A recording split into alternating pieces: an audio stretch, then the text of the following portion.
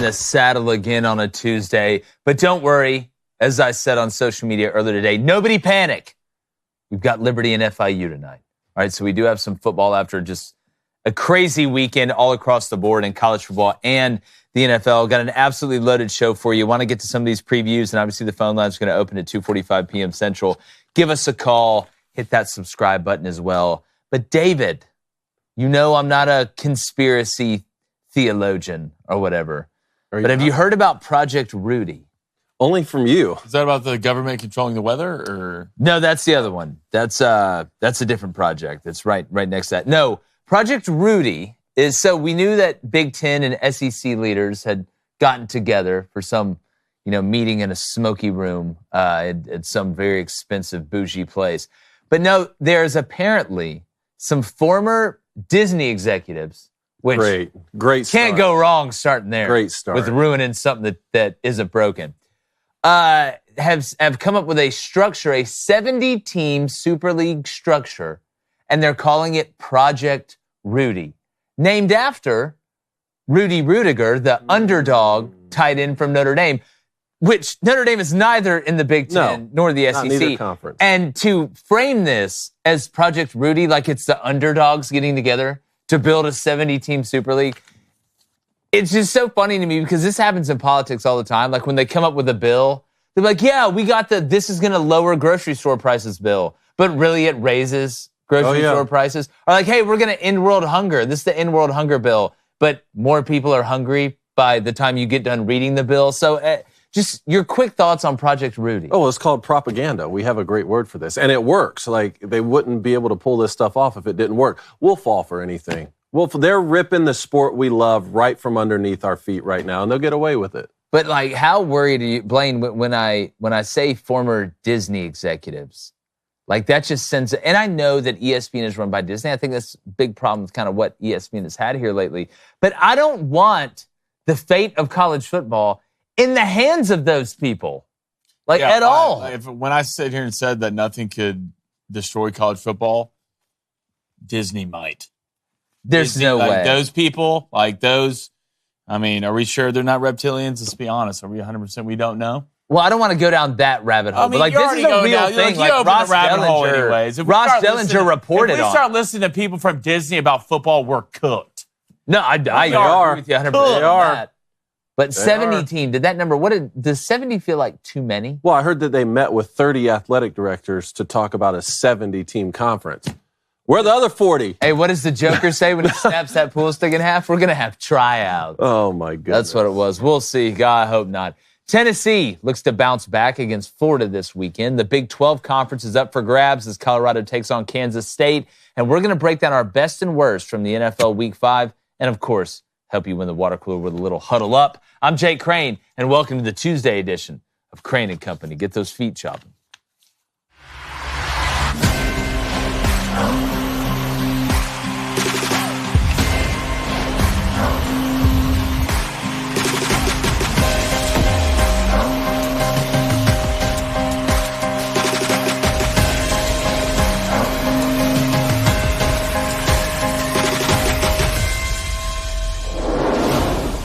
Winning is the best cure for pretty much everything college football related, but there are moments where winning specific games can ultimately hinder a program in the long term.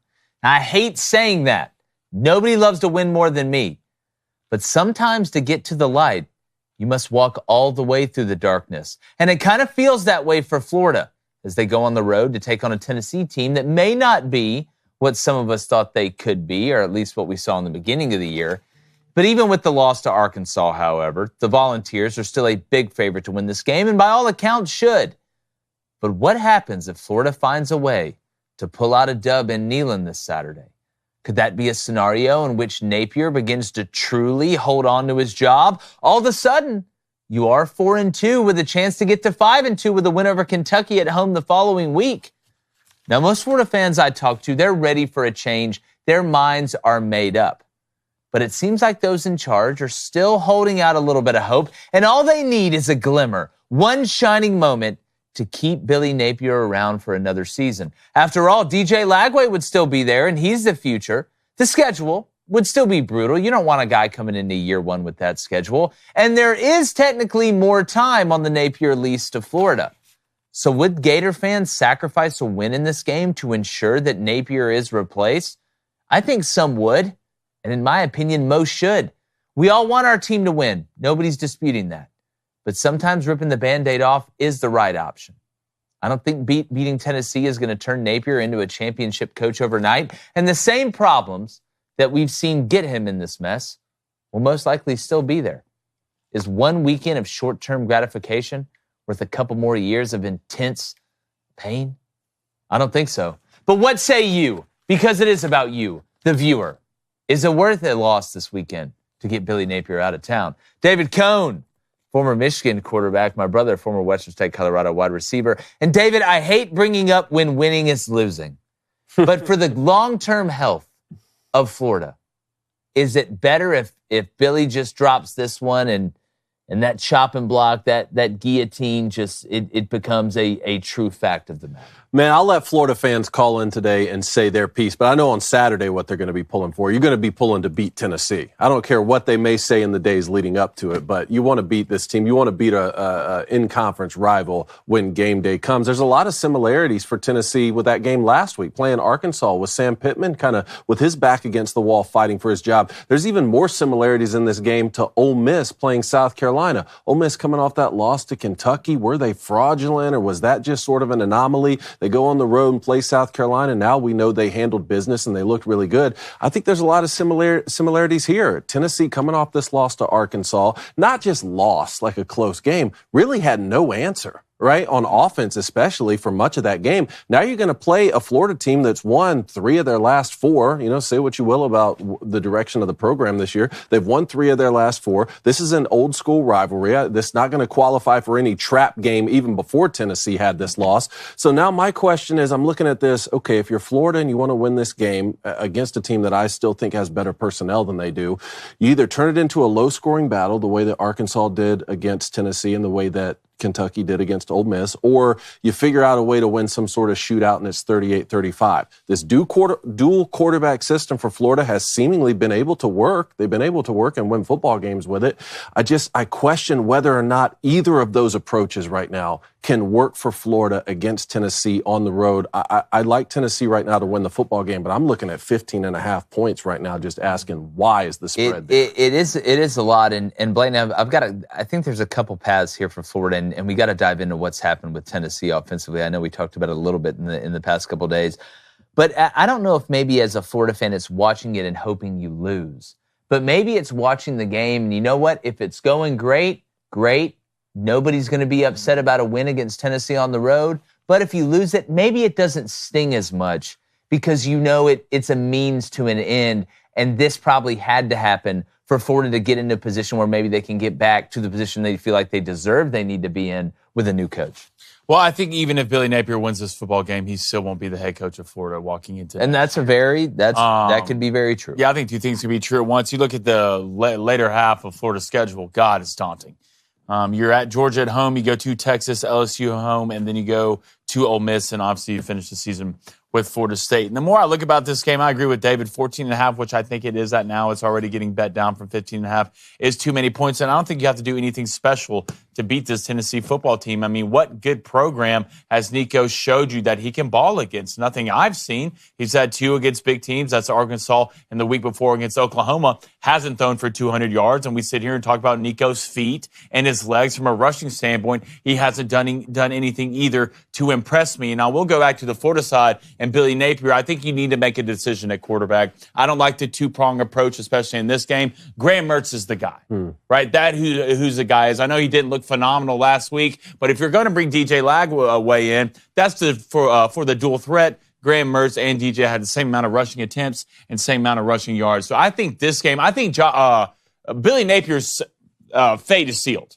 Billy Napier will not be the head coach next year. I think this game's bigger for Josh Heupel than it is for Billy Napier. Well, and yeah, I mean, if we're talking about coaches that'll still be there, I agree with you. Here's where I'm at with Tennessee, and I'm going to get to the 2-quarterback system that you're talking about in a moment, because there's a couple things that are going on with that I think we have to put the context around to see why they're doing it. First off, with Tennessee, something that we talked about the last couple of days. It feels like to me it's one of two things. One is that Nico is stuck in the same spot that Jalen Milroe was early last year in saying that, you know what, I'm going to prove to everybody that I'm a pocket passer. I don't need to run around and do all this. I need to show everybody I'm an NFL quarterback that can sit from the pocket, throw the ball away when I need to throw it away, not really have to create, but stay on time and stay on rhythm. So it's either that or he is legitimately worried, talking about Nico, of making a big mistake that's going to cost them the game. Because I went back and I watched, because we talked Sunday about Tennessee not pushing the ball down the field. You know, Tennessee's offense should be fun. One of the scariest parts about Tennessee's offense is their ability to rip chunk plays down the field and how they can actually work backwards from the vertical third back to the line of scrimmage. And, they got a good run game as well to go along with the quick screen game and the way they manipulate their splits at wide receiver. But it's like they've taken the fun out of it. They only operate within a 15-yard window, but I go back and I watch these route combinations, and there are guys that are working down the field. They're not always wide open, but Nico is looking them off almost every time. It's almost like he's stuck in a trance of, well, I guess we are a defensive team, and I am a young quarterback, so I might as well not turn the ball over and blow the game. You can't operate like that, and now Tennessee's offense is boring. Not only is it slower, because they're realizing, hey, we're not moving the ball at the rate we need to, and even though we have more depth on defense, we've got to make sure our defense doesn't take too many snaps. It's become boring. It's like there's either there's training wheels or a governor on Nico, or Nico's putting the training wheels on, or the governor himself. And the more I watch the film, I think it's Nico, because he's not creating with his legs, David. Yeah. He's not trying. He doesn't seem like he has the confidence to go out there and create the big play and realize, look, it's not going to work out beautifully from the pocket every time. I have all these gifts that God's given me. So to me, the verdict right now is that Nico's kind of afraid to push the ball down the field. And I think Josh Heupel might sense that. And I think Josh Heupel is a little bit rocky, not, pun intended, to say, you know what, Nico, here, we're just going to call plays where you have to work the ball down the field or whatever. It's just, there's a disconnect there, David, and it's taken the fun and really the motive and what makes Tennessee the most dangerous out of their offense, which, regardless of how good your defense is going to keep the other team in the game. And it cost them because Arkansas was able to hang around, and then stab you at the end. Man, it's crazy to think Tennessee beat NC State 51-10, and we're sitting here thinking, well, actually, we may be a defensive team, and we need to play different on offense. To me, that's more worrisome. What a couple weeks difference will make. I'll never blame a quarterback for the play calling, right? Like, he can't control that. That's on the coaches. So whether or not there's more quarterback design run, I'll say the same thing like we said for Jalen Milroe last year. That needs to be called from the sideline. Now, whether or not Josh Heupel doesn't have the confidence in his ability to push the ball down the field, and that's affecting play calling, that may be true, even though this style of offense is so much different. If you're going to go warp speed like this and keep things simpler, then the offense is by definition going to look different than what Alabama has run, even though there's two different coordinators and all that. But he clearly was better when Tennessee made a concerted effort in the second half of that Arkansas game to get the ball out of his hands quicker and to attack the boundary on some of those shorter throws. Now, why they're not running him more, I don't understand that. I think that they need to do that. One thing I wanted to ask you, Blaine, when you were talking about Florida's schedule for the rest of the year, if Florida were to win this game, and the end of that schedule isn't quite as daunting now that we know a little more about Florida State and their trajectory. Florida's at 3 wins. If they win this one, they beat Tennessee, who I still think is going to be pretty good this year, even with a loss to Florida. And they beat Florida State, that'd give you 5. Can you read off a couple more of those teams in the middle that could get them to bowl so we'll just go through the whole eligibility? schedule. Obviously, you have Tennessee on the road this weekend. You have Kentucky at home. Next weekend, you have Georgia at home. You go to Texas. You have LSU at home. And you have Ole Miss at home. And you in the year at FSU. So, Jake, if they were to steal another one of those, this is a lot of ifs. I understand that, and we still got to play this game out. But if they get to 6-6, it still doesn't seem like enough to me for Billy Napier's third year to keep him there. But we've been talking about how tough this schedule was all year. If they go 6-6, find themselves in a bowl game that they could then win for a winning record, what happens then? That's why I opened with what I opened with, because I see a path to 6-6. And Scott Strickland them saying, well, you look at DJ Lagway, you look at some of the young guys on the roster, then you look at that schedule, and next year's just as brutal. It's just basically flipped. So you'd be bringing in a brand new guy. And again, the longer this goes on, the less the buyout would be for Billy Napier. I think 6-6, there's a decent chance he may stay. And you just beat UCF. So now that loss against Miami, while you do want to beat Miami and you want to hold home turf, you beat UCF and then you beat Florida State, who's doing worse than you, by the way, at the end of the season. I see a path where they keep them at 6-6. That's why I opened with what I opened, because and again, it hinges on this game, right? To me, I mean, I don't think you got Georgia at home. I don't think you're winning that one. LSU, maybe, we'll see, but there's a survivable path there. So that's why I wanted to open with it, because I can see that a little bit. And I want to know what Florida fans think, because I think most of them with 6-6, like you mentioned, are probably going to want Billy out. But going back to this game, if you are Tennessee, right, and you realize, hey, the defense is still playing really well. Say what you want about the Arkansas game. They shut them out at halftime. And defense wasn't the reason they lost that game. But if you're Florida and you're looking at this and realizing, well, Tennessee isn't generating a lot of big plays. Maybe they're going to try and generate those plays and give Nico some confidence down the field against us. I think that changes the way you kind of prepare a little bit for Tennessee, and you may have a little more of the puzzle figured out than what you would have if everything was going smoothly and swimmingly for Tennessee, because you're having to defend less elements with Nico right now than you really should overall. And if I was a Tennessee fan, I would rather me be critiquing Nico because you're making young person mistakes by trying to make the big play as opposed to not making the big play. But at what point, if you're Tennessee, Blaine, if let's say this game isn't going good early and Florida punches first, are you still inept on offense? At what point does it start to creep into your head, maybe we aren't who we thought we were on offense, and Florida's able to hang around in this game. Now, knowing the way the season's gone, Tennessee will win by 50, right? But I could see a scenario in which that confidence kind of starts to really leak out of this Tennessee offense. Well, I mean, if it hasn't leaked out already, we can't sit here and act like Arkansas is a phenomenal defensive team. They're not. Yeah. They're not. I don't care where you played them, on the road, at home, in Russia, it doesn't matter. Like, you're not Oklahoma a little bit better, but I saw an Auburn team who's extremely mediocre on offense move the ball against both these teams. I think right now the offense for Tennessee just feels fraudulent to me. You beat NC State. Every team who played NC State's almost dropped 50. But why is it fraudulent? Because I think we gassed Nico up way too much. Way too much, including myself.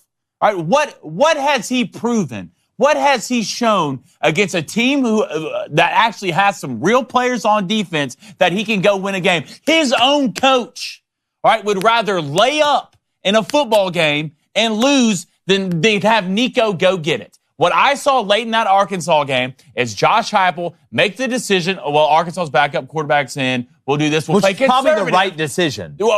Well, sooner or later, you keep making that decision 6 drives after again and again and again. These guys are athletes. There's a reason in Arkansas they're going to make some plays. And that's what happened. You have Nico, the one who walked on water, scored 50 against Iowa, like no one business even saw, who's looked extremely mediocre this year. And when you asked him to go get it, right, to go win the football game, he choked and he panicked. Didn't even throw the ball in the end zone. So I think it's our fault. Yeah, it's our fault for gassing him up. Do we think it's more because these games were on the road? Because you go, and I know NC State is not a good football team. We don't have to sit here and debate that point. But it was a neutral site game, and the offense did click. Now, there were some problems. He turned it over a couple times in that game. But is this a road thing, Dave? That's a really good question. That's why I picked Oklahoma to beat Tennessee preseason, because I said, hey, this will be young Nico's first true road experience. And they go on the road and figure out a way to win that one. I do think that's a valid question. To Blaine's point, when I had a lot of Tennessee haters early in the year responding to me on social media on Nico's clip saying, yeah, that's fine throwing 70-yard touchdowns, but against Kent State or against, he hasn't played anybody yet. And I defended him saying some of the things he's doing in the pocket are great even if you're doing them against air. Yeah. The competition will come. Well, now the competition has come and he hasn't looked quite so good. So, I think most of those people were just saying that because they are Tennessee haters, but they've kind of been proven right. And to your point, the most alarming thing that I saw beyond all the rest of the games and any other plays he had, not throwing the football into the end zone at the very end of the game. It seems like he doesn't know what he's looking at. Like, I remember watching that Arkansas game where he had time in the pocket, even with pressure coming, and he'd look up and not know you know what? And you may be right. Like, you may be right. But guess what? If you look up and don't see it, you know what you need to do? Take off. Take off and run. I watched you cook Iowa. Like, I've watched him run. It is almost, I don't know which one it is because I don't know him. Either he is not trusting himself to say, you know what, sometimes I do need to backyard it. Sometimes I do need to go out here and out-athlete some people.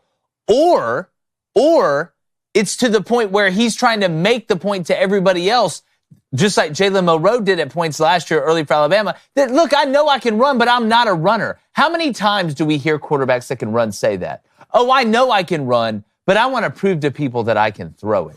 Dude, make the best play I just don't there. know if like that was the same. No one really looked at Nico as just a runner. I'm not well, that saying bowl game, didn't he have runner. like 4 running touchdowns against Iowa? Yeah, but he threw cooked like him. 300 Yeah, plus. he cooked him. But I'm telling you, it's like a human condition thing. Like, it's looked down upon. Like, you're not truly a quarterback if your running opens up your pass game, or if you're not throwing the ball well, it can get you out of trouble. He's not even using it to get him out of trouble. I hope that's not the case. Like, I hope it's not the case either, but I don't know him. Let me ask you one last question here. So if Tennessee responds against Florida the same way that Ole Miss responded against South Carolina, you phrased it a second ago as, they'll probably go out and win by 50 or something. If something like that happens, and this game is at Neyland, is that going to validate your theory that maybe he just has a road problem?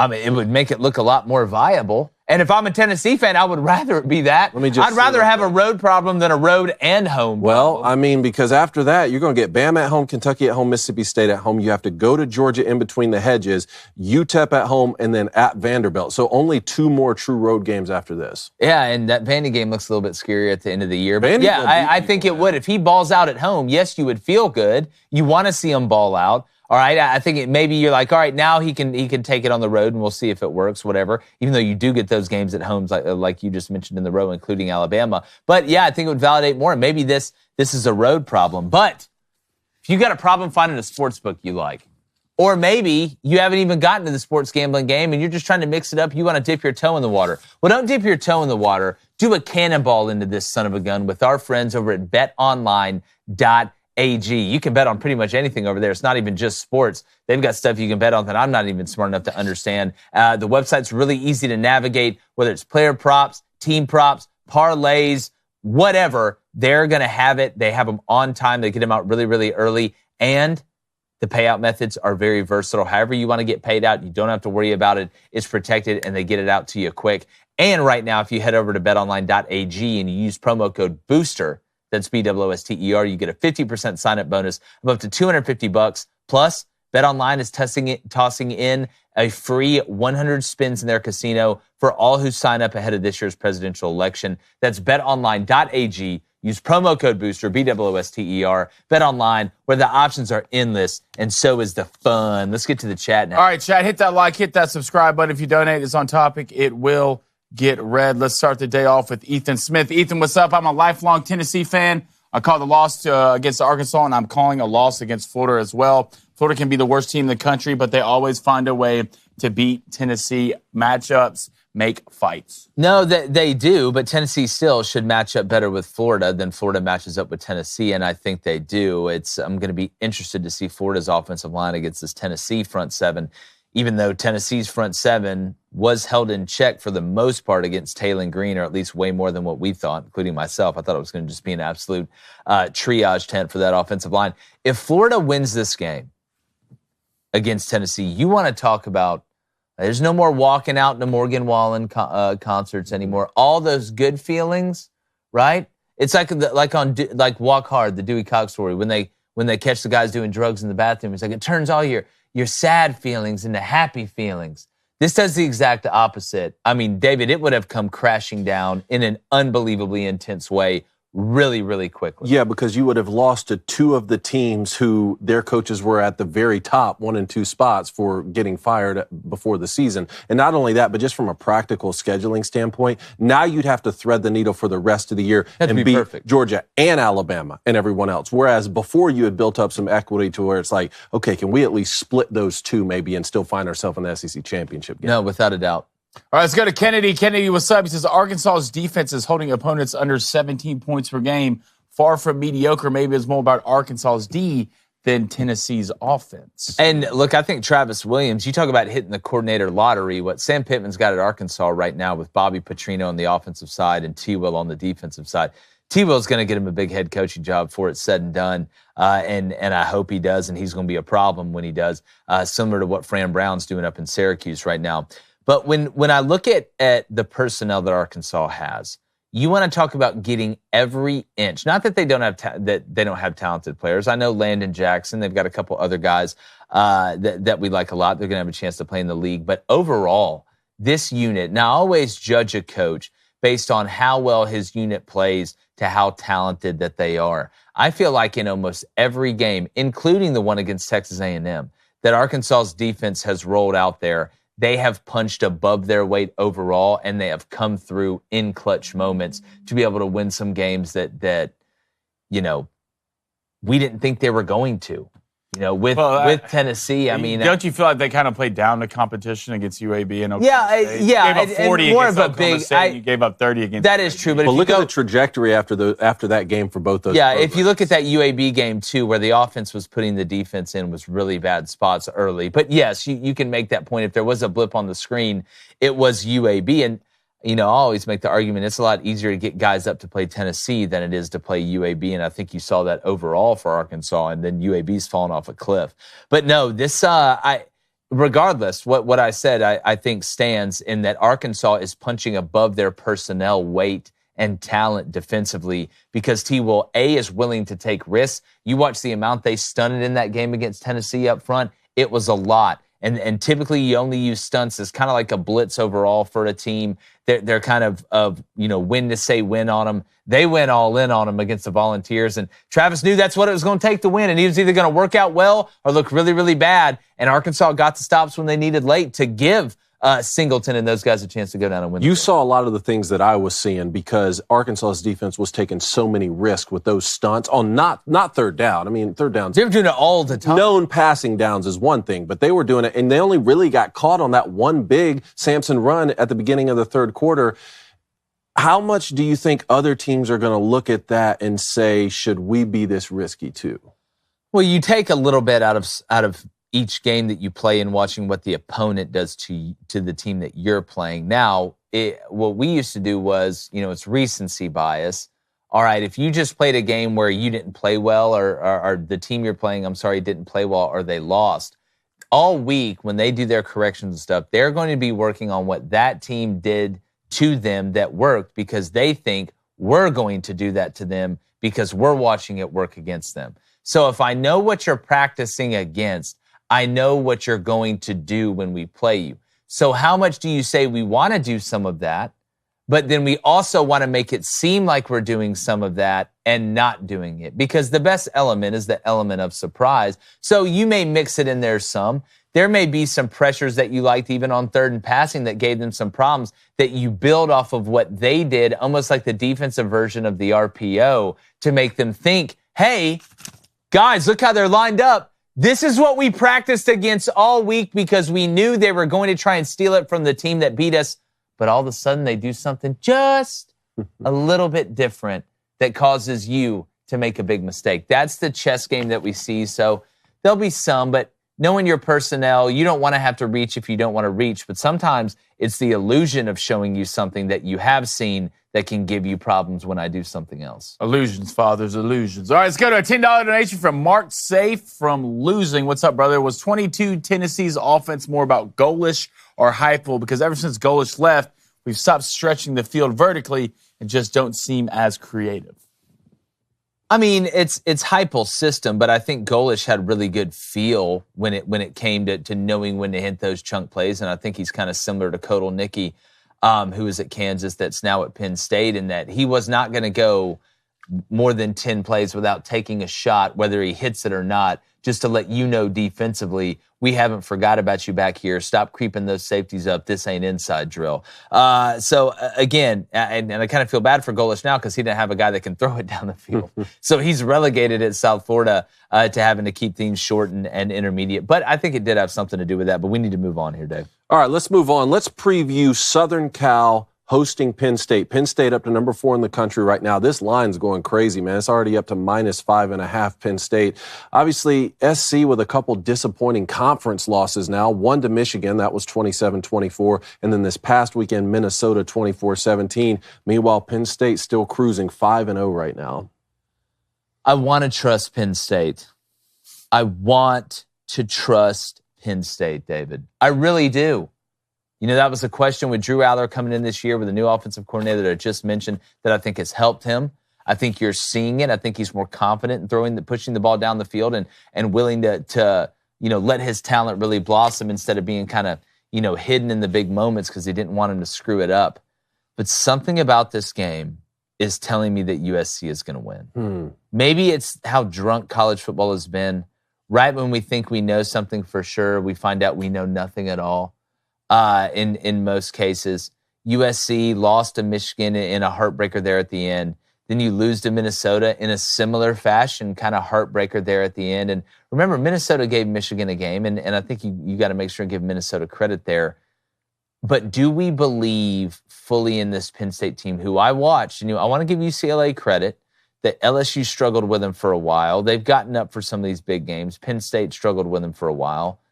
But there's something about Penn State I don't trust. I know they're talented. But is this one of the games where Miller Moss freaks out and Lincoln Riley freaks out and it turns into kind of a track meet, which Penn State isn't expecting, and Drew Aller makes that big turnover at the end? I want to lean Penn State, but it's always going to go back to this with me and USC. Can you stop the run? And when you look at what Penn State still wants to do, regardless of the new offensive coordinator, they want to line up and give it to the couple backs they got, Singleton, Allen, that can really push the pace and take a lot of pressure off Drew. But just something about this game, man, whether it's a special teams touchdown, I just feel like USC is going to win it. Because why not, David?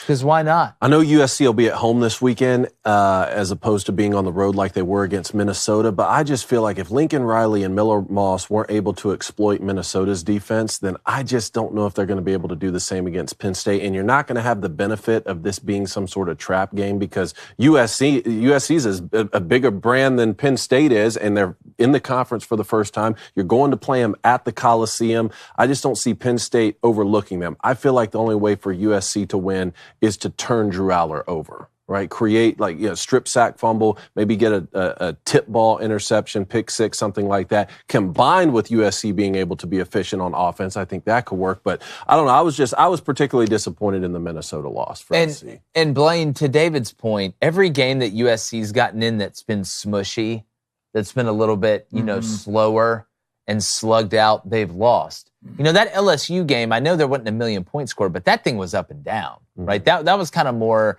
gunslinger, Miller Moss getting away with some things, making some incredible throws. We talk about styles make fights. If you're Penn State going into this game, going on the road, knowing that USC has played absolute physical showdowns in the last 3 weeks, and they're still getting used to Big Ten play, do you just go down there and say, you know what, Drew, we believe in you. We're still going to take our shots off play action. But why would we not make USC prove that they can stop the run and then see if our defense can get after Miller Moss's ass and make him lose the game, as opposed to go out there and say, you know what, let's turn this into a shootout with Drew Aller. This is the new Penn State. We got a new OC. We're going to SoCal and slinging this thing around. I don't think I don't think they will. I think you're about to play a team that's Minnesota, but 2 times better. Minnesota ran the ball for 200 yards against you, and I promise you these guys are about to roll in. And Penn State love to run the ball and play defense, and the defense for Penn State's a lot better than one at Minnesota. Miller Moss got to quit turning the ball over. All right, especially when you come and play these teams like this, every possession is so important because you don't have much time on the clock because everybody loves to run the football. Turnovers will kill you in this game. I like Penn State, and I think there's a reason they're number 4 in the nation right now. I don't think they're going to put it on Drew Aller. I don't know why you would. Right now, if I'm Penn State, I'm going to control the line of scrimmage on both sides of the ball, keep everything in front of me on defense, and see if you can catch Miller Moss pushing some passes in places he shouldn't, which he's done the last couple of weeks. So the line's a little bit funny right now from a percentage standpoint. They have USC with 53% chance to win, but the line's laying Penn State. I like Penn State, probably not to cover. If I bet this game, it will be money line, but this will be a line of scrimmage game for another week for USC, and sooner or later, those tallies, those hits, those all the depth, right? The depth on USC's defense is what we were worried about, and this is what happens when you go through a schedule like this, in a conference like this. Yes, your legs are tired from running, but it's the line of scrimmage of getting just pounded on and pounded on and pounded on. Then all of a sudden, you got your second team 3 tech that now is having to play. He was third team, and Bear Alexander redshirt, or like there's a linebacker that's hurt, or a safety goes down. This part of the year, I call it the fat part of the year, the middle part of the year, is when those 2s and those 3s that you've been hoping could save you to get by a week, come in. But you would think that'd be the Minnesota game, not the you'd think it would be the game that's sandwiched in between Michigan and Penn State. But it's not. Now you got guys saying, hey, I want a red shirt. Just like you mentioned, Bear Alexander, that only hurts your depth when they say, no, I'm not going to play the rest of the year. Penn State's hungry, man. Yeah, and that's one of the things that an undefeated team has that advantage because, guys aren't trying to opt out of that, even though UNLV was a different situation. But there's a lot at stake in the Big Ten this weekend because when the Buckeyes go to Oregon, one of those teams is coming out with a loss, right? You can't come out of that unblemished. And we have been talking about, hey, what's that second team in the Big Ten that's really going to go and take that mantle? And before USC got that loss to Michigan, a lot of us said maybe that could be them. I think Penn State has now sort of taken that over depending on what happens with the Buckeyes and Oregon and depending on if Penn State overlooks this game or just flat out gets beat. This weekend, the landscape of the Big Ten is going to become more clear. Well, and we feel like we know Michigan, right? We feel like we know who Michigan, even with Tuttle coming in and showing us some things, we feel like we know where Michigan's ceiling is, right? I think the jury is still out on Ohio State, all right, on Oregon, on Penn State. Washington, I think we still kind of know who Washington is. You're going to have good and bad, but I think those 3 teams, again, we're going to find out a lot more this weekend, even though Penn State, who, by the way, can we pull up Penn State's rest of their schedule really, really quickly? Because I want to let the people know who are like, well, Penn State's biggest competition is always Ohio State and Michigan. Well, they only have one of them on the schedule this year. Yeah, they got SC on the road, obviously, at Wisconsin, Buckeyes at home, Washington at home, at Purdue, at Minnesota, and Maryland at home. Wow.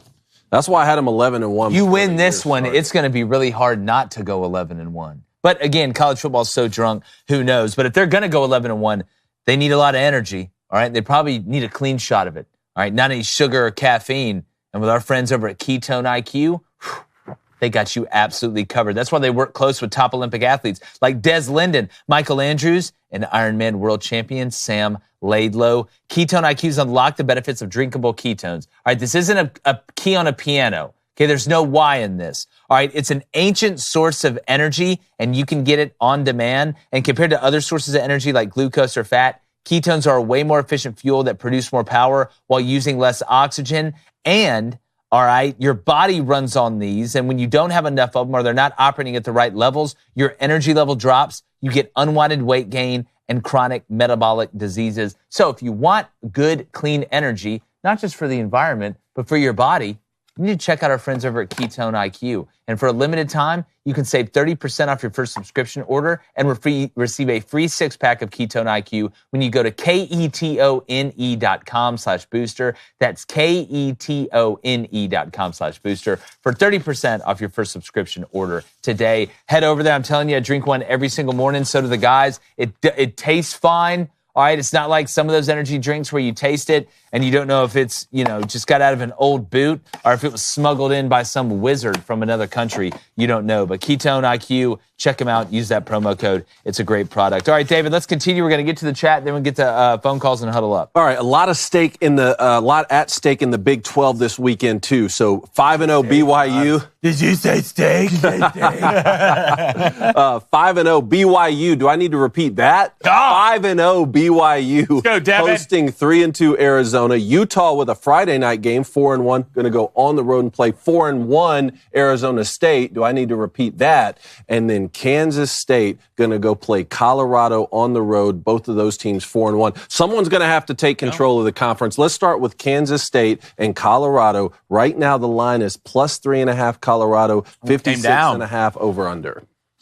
If you're Colorado, okay, we talked about how the UCF win was probably your biggest credibility builder. All right, if you want to not only get that credibility that you've been thirsting for, if we want to answer the question of, can Colorado really compete to win the Big 12 even though the Big 12's down? Is Colorado good enough up front on the offensive line and the defensive line to give their playmakers a chance to go win something huge? Beat Kansas State this weekend. Mm-hmm. You want to talk about a narrative completely flipping on this head? You wanted this opportunity, but more importantly, you earned this opportunity. You earned a chance, regardless of what anybody has said. And there's things about the way that Colorado handles business that I don't like, that we don't like, and we've said that here. And we have questioned, and rightfully so. I think they've even questioned to themselves their ability up front. But you see, because I'm not worried about Shedeur. I'm not worried about Travis. I'm not worried about Horn. I'm not worried about the skill guys. Colorado's whole season and level of success was going to be determined by the line of scrimmage. The more confident those guys get, their play will elevate because of who is around them. And if Colorado is able to find a way, I don't care if it's 70-69, I don't care if it's 7-6 or 1-0, to win this game, number one, Colorado and Deion Sanders deserves their flowers. And number two, now the conversation really has to turn to, can this Colorado team not only win the Big 12, but have a chance to get that automatic bid to the playoff, or possibly an at-large spot if they go 10-2, because make no mistake, the powers that be want Deion in this playoff from a dollars and cents standpoint, and I get why. They're one of the most, national stories that we have. Having said that, I think Kansas State has a great opportunity to show why they moved on from Will Howard, or why they were fine with Will Howard moving on, and Avery Johnson being able to go into a hostile environment. Because is it at Colorado, or is it at home? Colorado? It's at Colorado, going to a hostile environment where it's going to be more nuts than it has been, and beat them at where we think they're weakest at. Kansas State does not need to turn this into a who can throw the ball better contest, because Shedeur's going to win it. They need to, early and often, talking about Kansas State, make sure Colorado remembers that Kansas State is a team that is built on the line of scrimmage from the inside out, and Colorado is built from the outside in. And if that's the case, Kansas State will find a way to win. But do not give Colorado confidence early, because if they think they can stalemate up front, and notice I said stalemate, I didn't say win. I don't think they have to win up front. I just think they have to hold up enough up front to give themselves a chance and give those guys around them a chance. So we don't trust Utah because Cam Rising, we don't know what's going to happen. Oklahoma State's a disaster. They're out of it. BYU's a great story. We'll see if that's going to continue. But if Colorado beats Kansas State, with what happened with Arizona, this conversation is going to take a different turn, and a turn that Colorado fans probably didn't even think it was going to take. Well, the equation for Colorado has been fairly straightforward, I think, for a lot of us throughout the season and through the offseason, which is elite skill players combined with, subpar interior lineman play on both sides of the ball don't equal a lot of wins throughout the course of a season. They don't win championships. Exactly. The problem with that, what's not factored into the equation, is that if your skill players are going to be this elite, this consistent, and really this reliable in close ball games, like every time Colorado finds themselves in a close football game, they win it. Like, that says something to me about the guys that they have leading this team with Shedeur and Travis Hunter. In the Central Florida game, that wasn't even a close ball game. You go and blow them out. And I know that win doesn't look quite as good now after what Florida did to them. But if you can go on the road and beat Central Florida like that, I've said that you can play with anybody in the conference. And if you do that, you can make the college football playoff based on the new format. So, yes, we get a chance to find out so much more now that you're going to play a Kansas State team. But, Blaine, 3.5 right now on the line, 56 on the over-under. Forget all that. Just like from who's going to win the football standpoint, like, where are you leaning right now in this? I think it's almost a pick 'em at this point. If I were to pick anything, it would be the over. But I don't think Kansas State is as good as what we think they are. I watched BYU beat them to sleep, 38-9, and we can sit here and talk about Colorado and all these teams with the flashiness and all that. But there's only one story to me in the Big 12, and that is BYU. That is Retzloff and the boys. These guys are for real, soaking in celebration, whatever they're doing. It's working. They go each Saturday, right, and win football games, and you can roll through their schedule. It's going to be a story. I don't see them losing this week. I see them beating that Arizona team. They're 4.5-point favorite. BYU is slowly stepping into the front seat, the pilot seat, the cockpit. I can't believe we're sitting here. Me neither. Talking about BYU. Me neither. Some teams take buses. Some teams take bikes. Who cares? Sooner or later, you're going to step on the field and play each other for four quarters. And BYU is showing up each Saturday and tearing people apart. Colorado, great story. Prime, great story. The only story I'm looking at is at Brigham Young University right now and what they're doing on Saturdays. And obviously they're undefeated, so they don't have a conference loss. Colorado 4-1 lost to Nebraska. They don't have a conference loss. So a win, depending on who wins and who loses there, not only could Colorado find themselves ranked, but right there in a position to be in the lead for the conference. Yeah, and again, I think the Big 12 is probably only going to get one this year, but that's still one. Now, it depends on what Notre Dame does, and we'll see down the stretch. But this is just, it's fascinating. It's a crazy time in college football. Absolutely crazy time in college football. Blaine, I do want to get to the chat here quickly. All right, let's go to the man who sits when he sleeps. What a name. Says, guys, hey, love the show. Colorado, big one this weekend. I see a W. Are they good enough to win their conference? Well, it's here's the question, and, we kicked it back and forth. I don't want this to come off as disingenuous to Colorado because two things can be true at once. Colorado can be way better than what we thought, up front, and you give Prime credit and all this stuff.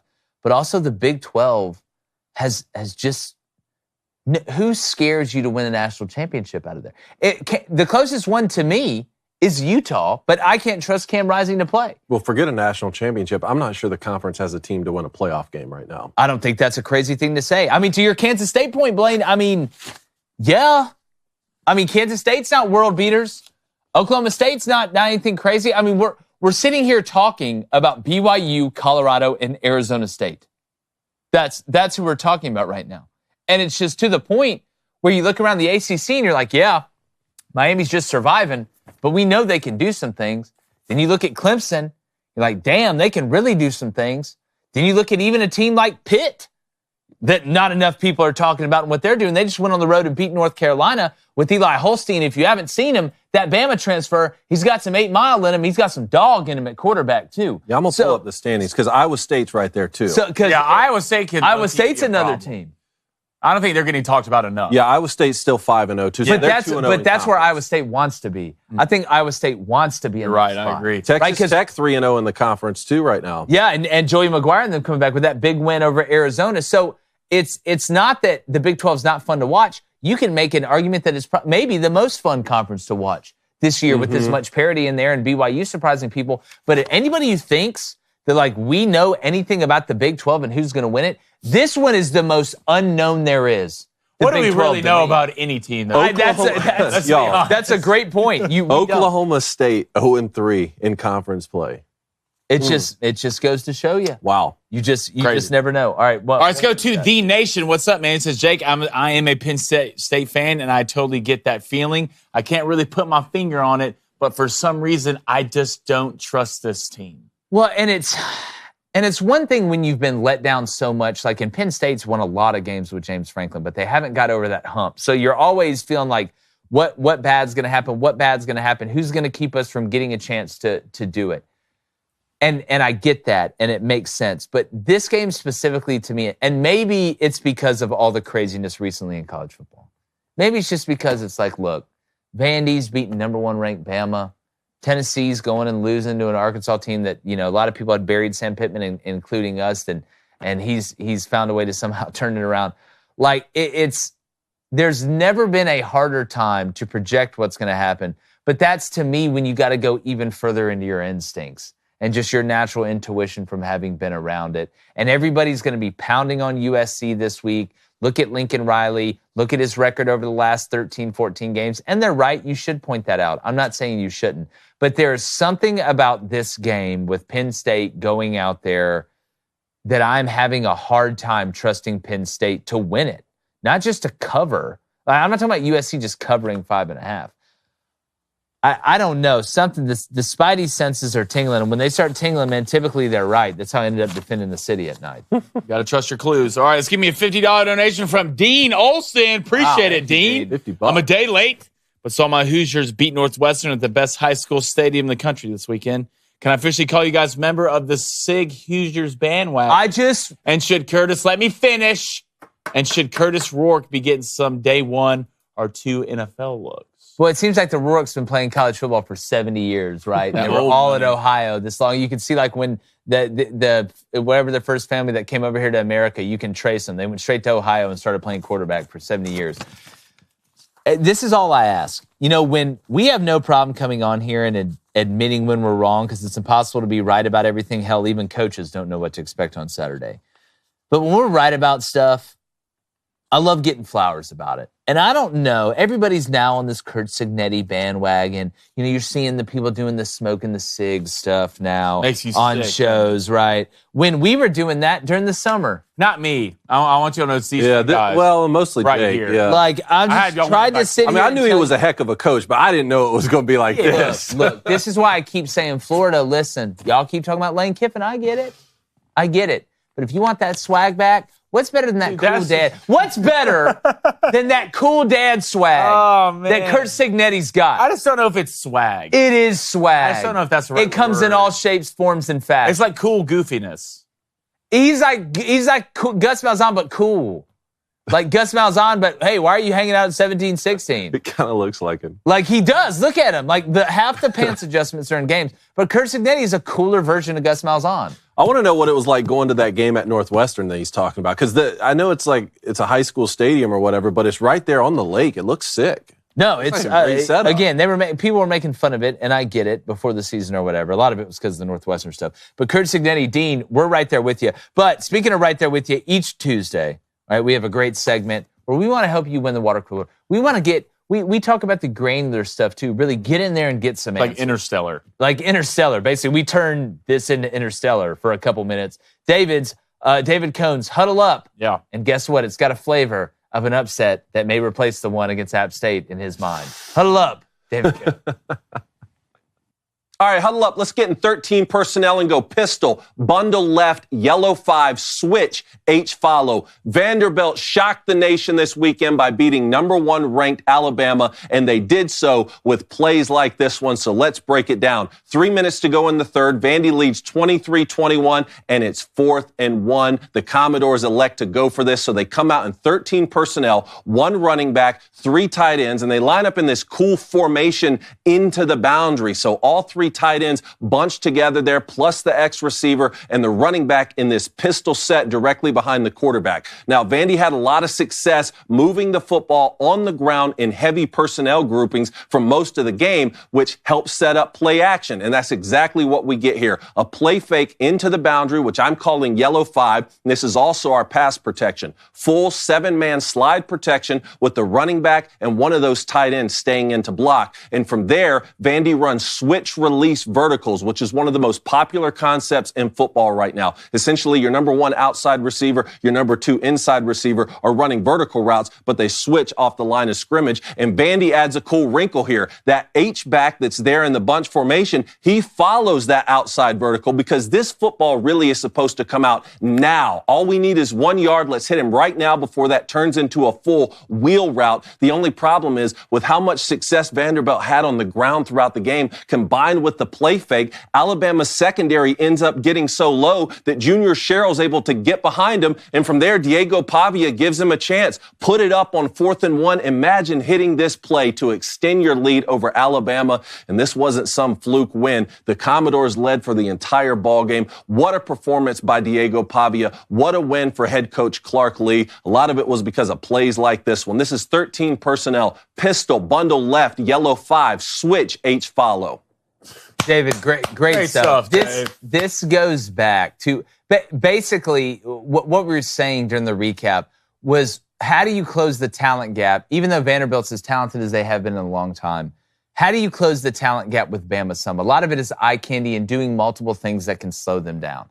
I mean, this is like, you're hanging out at a bar and you run into some girl and she's hilarious and she's doing like impressions and all these things with her hands, and you don't realize her eyebrows are drawn on. Like like David, it's one of those things that takes your attention, doesn't let you play fast or just put everything out there for you. This is a pick play, basically, right? Like it's a version of a pick play with the switch release. So if they did come in man, that just feels like a play to me, David, that when they were going over, hey, 3rd and shorts or situation, this is one we want to run. Make sure we get it out quick to this guy. And Diego Pavia's like, well, what about Sherrill on the go? He's like, don't worry about that. We're just trying to run that safety off. Yeah. Don't even worry about him. And then during the game, The first one's a little bit covered up, so you work back to that, and it hits for a touchdown. But Vanderbilt was doing such a great job of giving so many different looks and testing the eye discipline of Bama, and they were able to hit him deep. It just, Tim Beck called the game of his life. Diego Pavia played the game of his life, and man, they earned that one. Yeah. I just worry about your health. I know your wife just watched that. For sure. And Michigan lost. We went over it last night. Okay. We went over it. I said, it has to be done. It has to be done. If Michigan's not exempt from like Texas got their play this year. But no, it called a perfect game. Called a perfect game, had everything working, and surprisingly in heavy personnel groupings. You know, a lot of these teams say, okay, you know, if we're going to beat Alabama, let's just come out in 10 personnel and 5 wide and just see if we can get lucky on some deep shots. That was 13 personnel. You're lined up with 3 tight ends against Alabama. They did it for multiple times in the game. They had the shovel passes working multiple times. They hit them on shovel routes. There were multiple plays you could have picked from this game. You had the 3 pillars of what you had to have. You had Lady Luck for Vanderbilt, which balls bounced your way, ball pops up in the air, you pick it, run and go, have an interception. You need the Joker, which is a guy that can make a play when the play breaks down and maybe get to that third read, and that's what Diego Pavia did all night, including on third down. And then you need the sensei.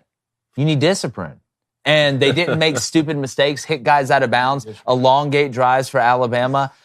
So they had the 3 pillars, Lady Luck, the Joker, and the sensei, and that's how you're able to pull that one off. But speaking about senseis, I know they can't see the future. None of us can. But wouldn't it be cool, all right, if we were able to wager or have an event contract for predicting outcomes, all right? Like, you know, that's way more reliable than traditional polling methods. Well, our friends over at Kalshi, and I need y'all to just ride with me on this one for a second. This is one of the coolest things that I've seen. So they're revolutionizing the way we think about the future. It's called Kalshi, Kalshi, and it's the first legal prediction market in the United States. Now, what does that mean? It means you can actually put your money where your mouth is when it comes to elections and a whole lot more. All right, from economic indicators to climate change predictions. So whether you want to profit from your insights or participate in the most accurate forecasts out there, Kalshi is your answer. All right, and if you sign up today at Kalshi.com/booster, that's KALSHI.com/booster. All right, when you deposit $100, they'll give you an extra $20 to trade with. That's right. They're basically paying you to join the prediction revolution. All right, I'm going to spell it out again. KALSHI.com/booster. Deposit that $100, receive that $20 free to trade. It's really that simple. Don't wait. Head over there today and at least just check it out. I think you guys, I was looking at it earlier. We were excited when they joined up. It's a very, very interesting thing that I don't think a lot of people know exists. So make sure you check that bad boy out. All right, David. Speaking about checking out, though, very quickly before we get to calls, what are your best and worst from the NFL? Well, I guess I'm not getting dinner for the rest of the week. That's already been decided I told in the you chat. I was worried about your health, yeah. Wow. All right. So best, I was going to go with Caleb Williams and the Bears, but I'm actually going to go with the Jags. Getting their first win of the year. Did it? Did the Jags try and blow it late against the Colts? Yes, they tried to blow it late, but Trevor Lawrence, 28 of 34, 371, multiple touchdowns. Brian Thomas Jr., 5 catches, 122 yards, and 1 touchdown. Thank you, Blaine, for convincing me to start him in my flex this week. And then the boy, Tank Bigsby, 13 carries, 101, 2 touchdowns. Hey, big win for the Jags. Don't know if it'll be their last this year, but they won a game. Yeah, Dougie P, congrats. All right, my best, the Broncos. Problem. Started out 0-2, win their last 3 with Bo Nix, the 40-year-old rookie. He's basically Dennis Quaid in every movie that's ever happened that's been related to sports. I'm loving what I'm seeing. I like what I see from the defense. It just smells good in Denver. Right? I know the Raiders aren't fantastic, but you beat the Jets, who I'm going to get to my worst here in a minute. But just want to give a shout out. A lot of people left the Broncos for dead after struggling in the first couple games and dropping them, but they have found a way to win 3 in a row, and they've won them in 3 different ways. And it looks like Sean Payton, guys, may have been right about liking hanging out with Bo Nix at Dave & Buster's or whatever. Bo's look good, though. I've been impressed with Bo. He's getting better and better. My best, the Giants. Wow. They won a football game. Jags and the Giants. They won a football game without Malik Neighbors, which Let's I go. just did not think they could. Yeah, shout out producer Justine. It's going to be looking really good, especially Tracy Jr. over 100 yards. Wandale Robinson is going to be Wandale's a talent. so good. You have young talent. Only thing you have to do now is replace Daniel Jones, and you can actually be a team. I don't think with people who would be afraid of. realize how good Wandale Robinson was at That's Kentucky. the reason Will Levis in him. Like, if you go back and, like, Wandale Robinson saved them so many. He's a little witch, too. He ain't a big guy. I mean, Neighbors is a pretty big guy. Blaine, what's your worst? My worst is a guy who has more lawsuits settled than touchdown passes. That's Deshaun Watson at the Cleveland Browns. It's bad. What a disaster. Bad. Terrible. And it's only getting worse and worse and worse. I mean, the guy's making what? He's made over $8 million per touchdown pass since getting traded to Cleveland, which is crazy. Here go the Browns again, signing another quarterback for way too much money. That's not going to produce, but it's going to help me because the guy drafted Nick Chubb in my fantasy league, and guess who's coming back this week? Yeah, Chubb. Pow, pow, pow. Boom, boom, boom. Yeah, and how about the Commanders, too, dude? Jaden Daniels and them are cooking. Man, they look They good. are cooking. My worst, the Jets. Damn, y'all. Damn. You get Aaron Rodgers, he rips his Achilles the first possession of the season last year, and we're through 5 games, and they fired Xerxes Kid. Fired Robert Saleh. They fired Xerxes Kid. Got him out of there, which to me, Crazy. I know it's a business, right? They're going to move on from the coach before Aaron, and I like Aaron, but God, now I think something's really wrong. Now the hug's messed up. The lack of the hug's messed up to me. Is Aaron the problem? Is Aaron the problem? You know what's going to happen? I don't think you should be out there hugging grown men in the second quarter. Well, it's okay. Let's get past the hug. You But brought the hug up. should he have been fired, David? Do you think Saleh should have been fired? Who are you going to go get? Let me just play this scenario out for you. You going to go hire Bill Belichick or Hanging what? out with the man? You going to go bring him back to the division or what? And say, hey, you want revenge? Vrabel. Huh? Of Vrabel. Vrabel. DC? Vrabel's out there. Come on. DC? There's a guy walking around. Vrabel and Aaron Peyton Rodgers. Manning, OC? Vrabel giving some serious Dan Campbell vibes Come on. with the Jets. The guy walking around Tuscaloosa right now is Reading and Willem. Okay, we were having a serious conversation. Yeah, we don't. Nate Oates isn't taking the job. So what's going to happen? You're just going to enter him now for the rest of the year? Or are you going to make guess a you got mid-season to. hire? You can say, Bill, I know you're on the Manning cast every Monday. Yeah, I think Bill wants to come back. I think he does too. Even though, I mean, he is hanging out with that like 20-year-old. Hey, He's wearing Taylor Swift it's love, sweatshirts. Jay. Did you see It is that? love. I'm It's sorry. love. It's love. You're right. Just disgusting. Talking about that division quickly, my worst, the Buffalo Bills. Do you see the end of that game against the Texans? Yeah. 20-20 at the end. What are you Texans doing? punt them the ball with 40 seconds left. I don't know what's going on. The Bills taking multiple shots downfield. They have to punt the football back to the Texans. You're pretty much in field goal range the second you get the ball back. Kaimi Fairbairn hits the I'm sure the game-winning field analytics goal. said throw it. Yeah. That's what I'm saying. The analytics are like, oh, you should definitely throw it. I mean, what do you guys make of that? I just thought it was some of the worst clock management. And you're on the road. Like, dude, what? You got Josh Allen. You're lucky for this game to be in overtime. You've had to come all the way back for it to be in overtime. You're figuring out C.J. Stroud and them a little bit. Like, dude, go to overtime. What are you doing?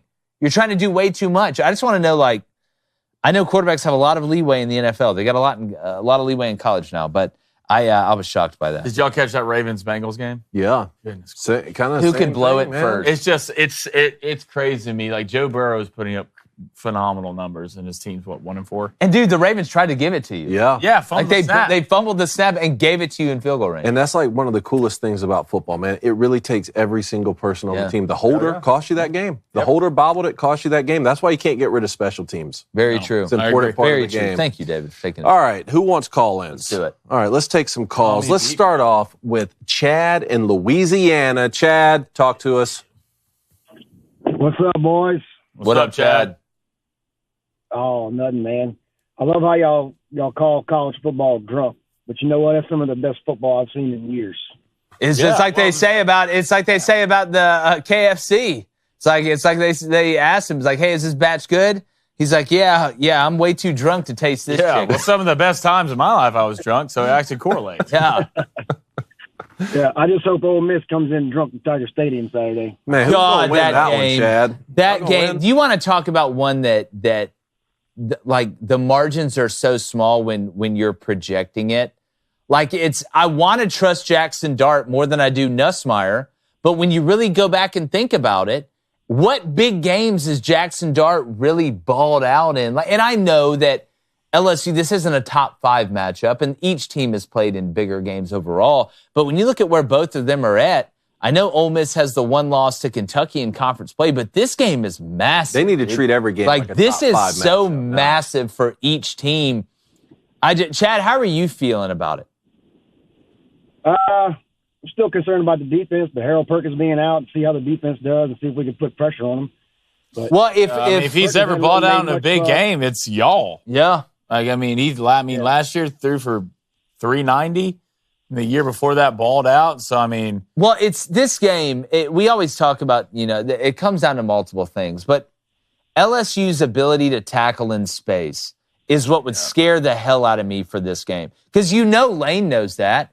And Ole Miss has guys on the outside that they can throw the now screen to or they can throw the hitch to. And if you're going to say, well, I'm worried about us playing too close in man and getting beaten over the top, you can't sit here and run a safety over everything. But if they start giving a lot of cushion, LSU does, Ole Miss is going to take that. Yeah, for sure. They'll throw the 7-yard, they'll throw sticks routes all day on the outside and make you tackle it. Chad, what do you think? How do y'all win this game? All day.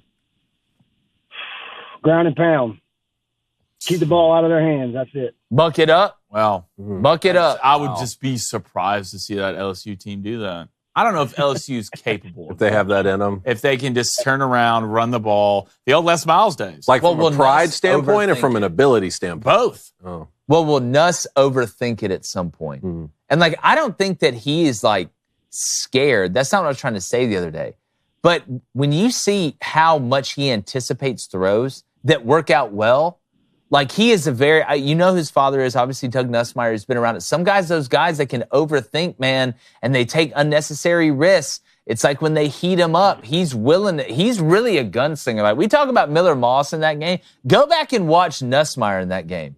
There's some throws he's making the guys 2 steps off the line of scrimmage. It's insane. Yeah, he's definitely good with that kind of throw.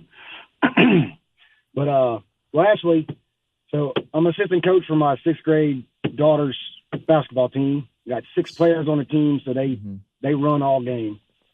Looking for our first win. See if you can give them a motivational speech. The team is the Lady Pelicans. Ooh, The Lady Peas. Pelicans. Get them up, Crain. Pelican. All right, 6th grade? You said looking for their first win? First dub. Yep. All right. First dub. All right. Play it. Play the drums. There's only 6 of us. 6. You have to play with 5, which means we got 1 sub. Which means if somebody forgets their shoes, nobody better get hurt. Subway sandwich. But that's all we need. They call it middle school for a reason. You want to know why? Because you're in the middle of learning how to dominate. And eventually you're going to find out. Some people wait years to dominate. And then all of a sudden they're 37 and rich and everybody loves them. But we're not worried about that right now. We need to get our first dub, but we need to do it together. And that's by listening to Coach Chad and hoping that LSU figures it out this weekend at home against Ole Miss. So, ladies, it doesn't matter who you're playing. It just matters that you're playing. And you're getting that first dub this week. Let's go get it. Either you win or you don't eat dinner. Pelicans! Pelicans! I don't think that's the sound a pelican makes, but I like it. How do you know, Dave? I grew up at the beach. There you go, Chad. Thanks, Thank you, Chad.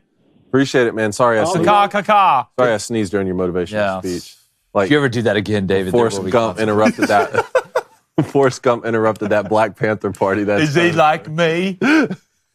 Sorry, I interrupted Is your he Black like Panther. me? All right, let's move on here. Leroy in Alabama. Leroy, what is going on? Leroy Jenkins! What is up, dude? What is up? That's so good. What a happy day, fellas. Man. I was going to call in and cry about Tennessee's embarrassing loss to Arkansas, but we've moved on. On to Cincinnati. Oh, no. We got sights set on Florida, all right? And I think it's possible that they just completely overlooked the Hogs because they just want to beat Florida. To who? You overlooked the Hawks to Florida? Who's a disaster? No, Leroy, listen, he's trying to rationalize. Let him get it out.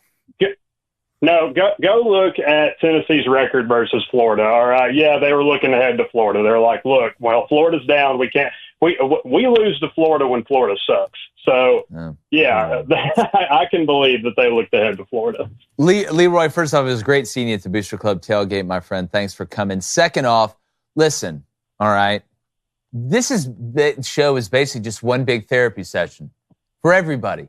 And sometimes a way to maybe make up for this Tennessee team may not be as good as what we thought after all those good vibes.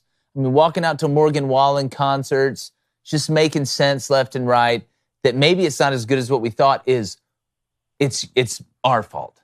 We weren't prepared enough because we thought we were so good that we didn't have to play well to beat Arkansas. When I think the fact of the matter might be right now, and there's a lot of potential for growth, and y'all are really good on defense, Leroy, maybe Flaming Dragon's right.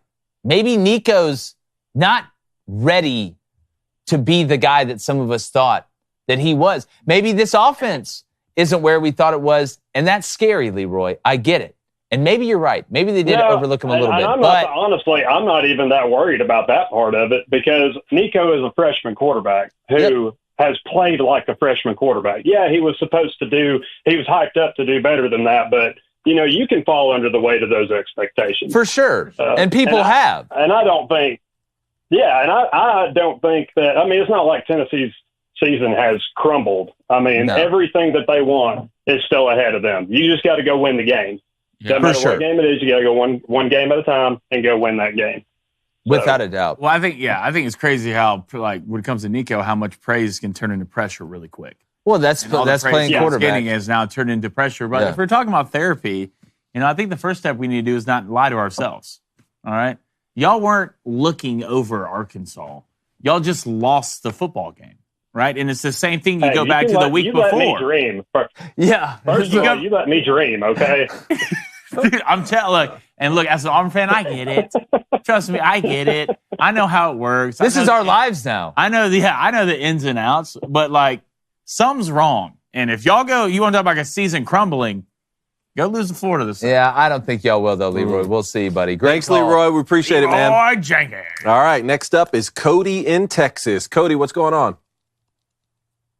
Hey, go Gators. All suck, just to mention it. That way to come in strong. I love it, dude. Hey, first off, guys, second-time caller. I love your show. You guys have quickly become one of my favorite shows of all time. Thank you. ESPN's terrible. Y'all are amazing, so big fans. Karate Also, too, Jake, so excited you're being a girl dad. I'm hanging out with my 2-year-old right now. My 7-year-old's coming home here shortly. I got 2 Dude, we're 3 months away. Yeah. 3 months away. Hey, I'm in day 3 of taking care of my 9-year-old. Yeah, we're a month away. Yeah, we're a month away from the 2-minute warning. All right, that's the way I'm looking at it. They just added that. Yeah, it's we're going to have to put a damn drive together something here soon. Did you know that he has a swear jar going right now? He does? Yeah, there's $1 for. Can I get 10% of what goes in there? It's at 44 right now. At 44? $44. God, last night. That's the under to me. Love it. Anyway, down to business. As far as Napier's future at Florida is concerned, kind of agree with Blaine. I still don't know if he's going to be the future here coming up. We still see Billy Ball week in and week out. Don't get me wrong. I'm so happy we beat Little Brother last weekend, but the second half, we kind of collapsed. We didn't really do a lot offensively speaking. Defensive was a whole nother show I didn't expect. Looked like was calling, Austin Armstrong was calling plays there. Instead of Ron Roberts, which was, I don't know if that's true or not. That's just what it looks like. I could be wrong. It was just a wildly different defense that, we're kind of accustomed to seeing through the first 4 games here. But unless some miracle happens for the rest of the season, I don't know, beat Texas and Georgia, which we all 4 know is not going to happen. I just don't. I don't see him being the future next year. So again, if we ask. Dude, we are back to the same conversation we had before the season. What's the number? If it's 7, does it have to be the perfect 7? If it's 6 and 6, it needs to be one of those that you mentioned. Or is it the quality opponent? Is it 5 and 7, but you beat Georgia? Because the number does matter though, right? It's we know it's not going to be 9, right? There's not a great chance that it's 8, but if it's 7 and 5. And DJ Lagway looks good, and you upset one of these teams we're talking about, right? Do they fire him? But like we keep talking about number, and I get it. Like if you get to that 7 or 8, yeah, sure, great, grand, wonderful. But we played against Tennessee last year. We beat Tennessee last year. Let's keep talking about that. But again, we had a first half dominating performance, but that second half, the offense just slows down, and we do that in some of these big games, and we have big wins. And it's just like, is that Florida branded football? It's not. Now, if Billy has some sort of change, philosophically speaking, then I'll eat crow. I'll come on the show at the end of the year and say I'm a moron and Billy's amazing. But from what I'm seeing now up until this point, I'm just not buying it. And until something different happens, because like look what Arkansas did. They hired a good OC. Billy still is the OC, and I'm sorry, he's not great. Yeah.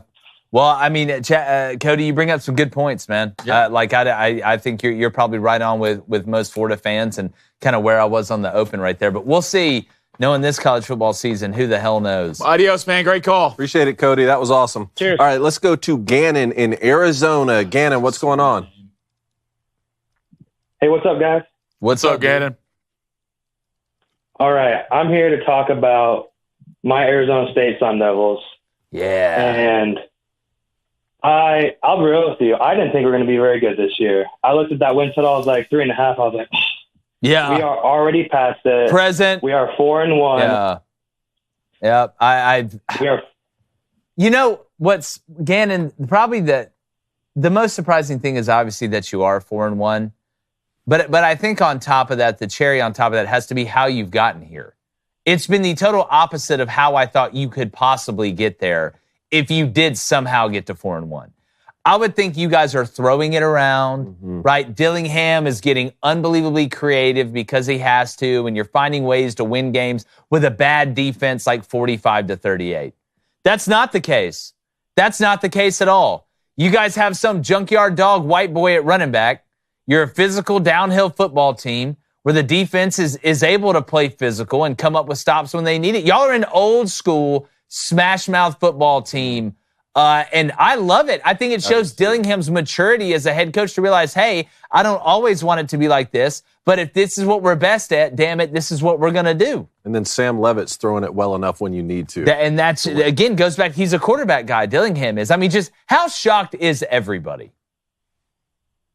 I mean, there's going to be people who are like, we're going to win the Big 12, we're going to win it all, Yeah. It's just like, that's just how it goes. But I mean, for all the realistic people this year, I mean, it was like, maybe we get bowl game, maybe we do this, we're still building. It's Dillingham's second year. Those are kind of like the language that I heard. And then, man, I think Sam is doing a great job in the offense. I think against Kansas, he had 4 touchdowns, and he went off that late one to win the game. I just thought it was unbelievable performance by him.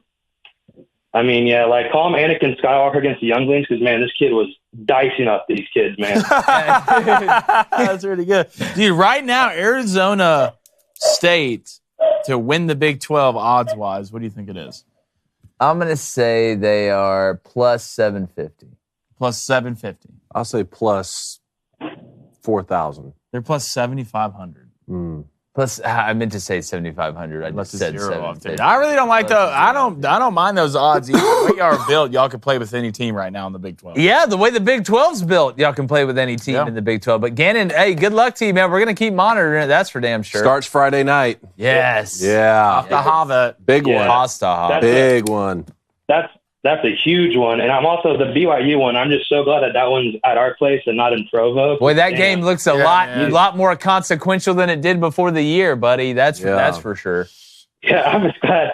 I don't want to pull Kansas State and go to Provo and just get our ass kicked. So no, well, look, you wouldn't be the first. Place, Yeah. They kick your ass and they're super nice to you. Yeah, that's the saddest part. Add injury to insult. Not even nice enough to be angry after that. Yeah, they beat you up and then give you apple pie. It's crazy, dude. All right, thanks, man. Gannon. Appreciate it. All right, a couple more here. Let's get to everybody. Jonah in Arkansas, what's going on?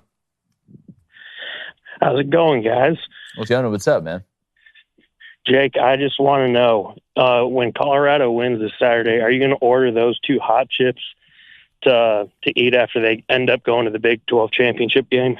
That was the deal. That was the deal. The deal was they had to win the Big 12 championship game or they go to it. Right? I don't need you to answer. I know what you're going to say. Let's go to it. It was getting to there. And, and then what was it on your end, though? What was the bet on your end? Well, we made a separate deal about the Nebraska UCF game, but they split, so that one went away. The two hot shit. Did I really say I would do that? You did. I've never turned into a Colorado fan. What's Avery Johnson's phone number? Yeah.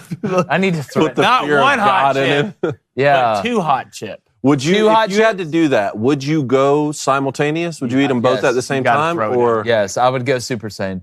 You'd have to. Yeah. has anyone done that? You could be the Parabolic. first. I don't know if anyone's eaten multiple. Parabolic. It's like what the body goes into past fight or flight mode. It's like it's adrenaline and whatever's past that. Is that real? It's a real step. I don't want to go into that. Did you read that in a book? I've read it on the internet. The biggest book there is. They put it on the line. The digital book. Oh, Jonah, we'll see. All right, God, Jonah. Wait, Jonah, do you have to do anything if they don't make the conference championship? You have to reverse eat that burrito, he right? made that deal on his own. Oh, wow. He doesn't have to do anything at all. What a This deal sucks. What a deal, Hold on, man. Jonah. Am I going to have to start pulling for Bastard. Colorado? Yeah. Let's go. Prime you and your 4 toes. Let's figure it out. All right, good. Oh, Sounds man. pretty all Toes. too He only had sad. 3 toes. Yeah, and he has three toes, Blank. Appreciate it, It's Jonah. Christina. Read that. All on the right. internet, Thanks, Jonah. One more call in today. Let's get to Serb in Georgia. Serb, what's going on? Yo, what is the up, dogs? How are you 3 fantabulous gentlemen doing? Wow. Man, I just feel like you're selling newspapers on a corner in like 1931. I'd buy it. Dude. What? Sorry? What? Pardon? Sorry. Oh, no, go ahead. One more time, please. Oh, no, I just don't know if you're going to tell me like that somebody's, that John Dillinger just robbed another bank, like somewhere in Utah. He's robbing my house right now. Yeah. Yeah. So what's up, man? Okay. So anyways, man, the Auburn v. Georgia game last Saturday. Now, if you were watching, you may have seen Georgia score a very controversial touchdown. See, now, I mean, what do you got? Like, half of the Auburn fans were going like, What? they're going like, that was a short. But so, my question is, do you think it was an actual touchdown or a short? I know. Sir, thanks for the call. I thought the person who made the call for the touchdown, I don't know how you could have seen it better than the other official that marked it short. And then on replay, you really couldn't tell, so they had to stick with what they went with on the field. I thought he was short, but I don't think it would have mattered. They would have. No, it wouldn't matter. But I do think they're like. I just don't understand how you could call that a touchdown. That was like where, from a the guy who referee called it where standpoint. he was. Yeah. Like they're calling like certain things what they don't see it, but they think they. Well, we've seen this in basketball all the time. Like down low, like the guy at the top of the key calling fouls down low, where the other ref's looking right at him, like makes the charge call. You're like, what? Like, why wouldn't that be his call? So, sir, I was surprised who called it and the angle they were at. It's just. I didn't think it was a touchdown, but there was a lot of reasons. Thanks for calling in, sir. Appreciate it, man. Have a good week, sir. All right, let's get to bets, then donos. Here we go. Here's what I got for tonight. It's college football. That's right, on a Tuesday. A little bit of, I don't know what we call Conference USA action. We got the Fun Belt. We got Maction. Maybe this is just, USA in it or whatever. That was terrible. Well, why don't you think of one? Why don't you think of one? My idea. Miles Finch. Come up with anything. Yeah. It's a group of asparagus, but they're nervous about the way their pee smells. All right, here's what I got tonight. FIU and Liberty over 55.5. FIU, 5th most points per game in the country, I believe. FIU, 6th most points given up a game in the country. Give me the over. Give me Liberty and FIU and the over. And then I'm going to take Liberty minus 16 because I just like I can't, pick a team with the word ass in their name like UMass. You got FU in your name, that's why, I'm not picking Florida either. Give me Liberty minus 16. So give you Liberty or give you death, huh? Give me Liberty or just give me whatever's on Wednesday. All right. I'm going to go the same thing. Liberty minus 16, minus 110, but then I'm going to double down. Liberty minus 9.5 in the first half, minus 118. So, you better show up. Big shout out, Patrick Mahomes and Travis Kelce. Hey, how about Shaheed last night, though? Hey, guys, nice call on that. Other than that, it was ugly for the Saints. I took the first touchdown as the Chiefs' defense. And they got they caught that pick. And what an awful pick by Derek Carr. Yeah, and he just barely nicked him going down. Yeah. And he ran it back to the end. In front of Archie Manning, they played like that. I know. I can't disgusting. believe it. I would on 8K. All right, give me Liberty minus 13.5, minus 148. I bought this game down. Go ahead and give me the over in the New Mexico State, Jacksonville State. That over is going off at 58.5, minus 115. It's hard for me to bet unders during the week. You must be feeling nicey. What has Ace got? He's going to go Mets money line, minus 105, and then our fathers, the Padres, or in this case, the Padres. Singular. Money line. Well, minus 162. All right, let's get to these donuts. Mets, Phillies, yuck. Yeah. Who do you go for? Who do y'all two go for? God. In this scenario, because the Phillies won the division, I got to go with the Mets. I like Pete Alonso. I'm going for controversy. I want somebody to get it stolen from them. Just want to see the world burn, huh? I just want to see somebody get just hosed. All right, if you donated today, guys, thank you so much. Really appreciate it. We're going to start a $2 donation from the meme. It says, Mickey Mouse Mafia doesn't F around. God help college football. That's true. $5 donation from the Bake. It says, Vols cannot lose this game. No. 2 weeks ago, national title hopes lose this one. We go back into the head coach panic spiral. I can't survive that again. It's a roller coaster of emotions. It always is. Let's go to DS with the $5 donation. He says, when I said Milton go to hell, I was referring to the hurricane. Yeah, we figured that out. Yeah. I always want to let y'all know I'm leaving the state to go to Alabama. Stay safe, brother. Stay safe. Yeah, if they tell you to evacuate, please leave. Just why risk it? I don't understand. $2 donation from Reese. He says, ashamed alumni coming soon. Degenerate dogs, 30 for 30. We didn't talk about that Georgia, today. the wide receiver getting. We'll throw a rapid fire tomorrow. $5 donation from Q's. Appreciate it, Q's. Strawberry Lou really going to make David sleep on the couch after this Vandy Bama breakdown. Was it worth it, though, David? I'm not going to be sleeping on the couch. I'm more worried about her not making me dinner this week when she gets to the farm. She controls what I'm eating this week. I don't like that. I'll sleep where I sleep, but talking about hiding Laura B's beef jerky, too, when I get home. There's a lot of things There's certain lines you don't cross. Yeah, you better get your stuff in order. $2 donation from the Hawk. What's up, man? He says, if Florida wins, I will need better help. Yeah, you might. Big shout out there. Let's go to a $5 donation from Hunter O'Neill. Today's parlay, boys, 6 legs. Padres plus 1.5 and the over at 7.5. Mets plus 1.5 and the over at 6.5. FIU plus 21.5 and the over 49.5. It's going off at plus 1393. Throwing 50 bones on it. Ooh. What's your thoughts? Don't hate. I don't hate that. What? 21.5? FIU plus 21.5, correct. And the over at 49. The baseball ones always worry me. And it's the overs in the baseball game that worry me. But I would rather take an over and live with it than take an under and have the over hit. Damn right. $5 donation from Ryan. He says, Smack Talk Tuesday, Okie scored 14 points on Saturday. That's the average IQ of a Cowboys fan. Hashtag Gundy sucks. Hashtag Country Roads. I love it. $2 donation from TG. Says, you guys picking in Liberty ULU, sirs. Yeah, I like it. I like it. I'll take that as a compliment. $5 donation from Rick, 21. Says, hey, fellas, pleasure meeting y'all at the tailgate. Question about BYU. You have to pick their first loss. Who's it going to be? Love y'all. Ooh. That's Devin. BYU. I'm going to have to, you're going to have to give me some time to look at that schedule. Undefeated. Believe. All right, last donation of the day. Actually, 2 more donations. $5 donation from Serb. Says, didn't mean to startle you guys with being loud. You're good, dude. My sincere apologies. Thank you for having me on. I'll keep the volume low next time. You good, sir. Keep calling in, man. $5 donation from Hank. Appreciate it, Hank. Says, hey, guys, just found the show. Love it. You definitely have my subscriptions. Does Oklahoma have any chance Saturday against the Horns? I think they got a chance. It's a rivalry game, but I think they've got to win that game like Arkansas beat Tennessee.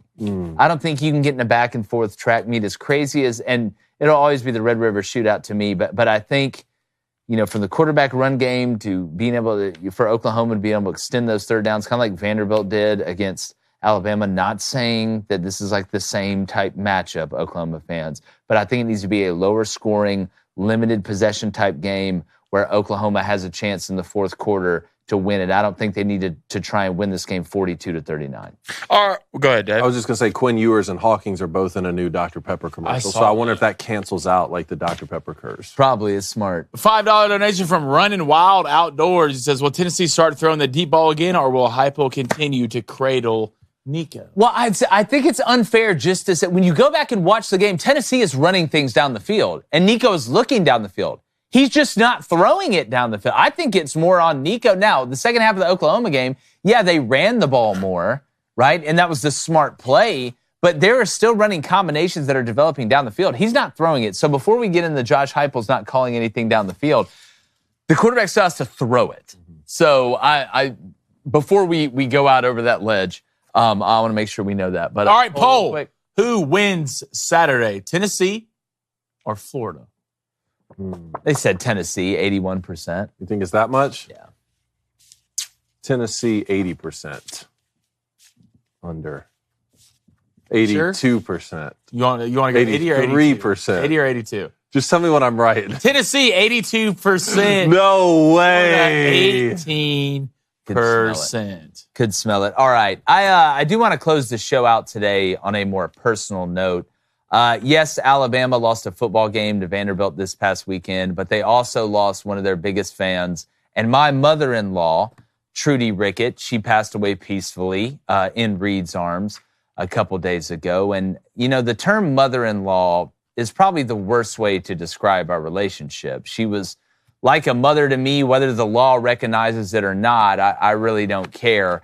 You know, I've heard the horror stories about in-laws from many people, and I guess I was just one of the luckiest ones, because even though I was from Auburn and I wanted to marry the only child that she had, she was always so incredibly good to me. She was an amazing person who I grew very close to and considered one of my best friends.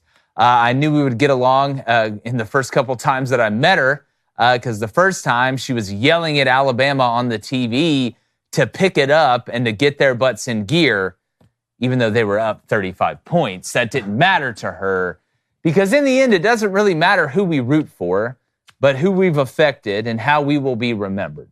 And she accomplished everything that a woman could ask for and a mother and a wife could ask for. And she had a perfect ending to a wonderful life the other day. So I would never say this to her when she was here, but I'll say it now as she watches over us. Roll Tide, Miss Trudy. And I love you so much, and we all miss you already, but I know you're in a better place. Thanks for joining us today, and we're gone.